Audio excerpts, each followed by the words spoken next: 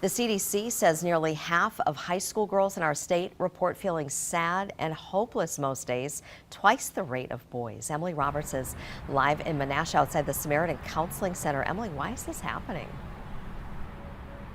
Tammy, pressure, especially related to body image. Samaritan believes social media impacts girls' sense of value and worth. Very alarming numbers this morning. The CDC says a quarter of Wisconsin girls have considered dying by suicide. 20% of girls made a plan and 11% of girls made an attempt. Samaritan is noting similar trends in Northeast Wisconsin in 6th through 12th graders through its wellness screens.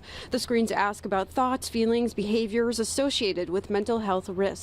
Samaritan does not diagnose or treat concerns, but helps students and families think about mental health and their next steps to treatment. I'm just learning Samaritan is working on a brand new pilot program, focused on 3rd through 5th graders, where students and their guardians complete the screen.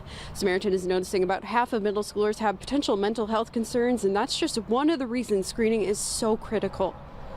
Earlier and earlier, we need to be concerned about these things, particularly suicide. You know, in the past, we used to really think about suicide and suicide research for 12 and above, and that's no longer the case. We're really thinking about 10 or 9 and above.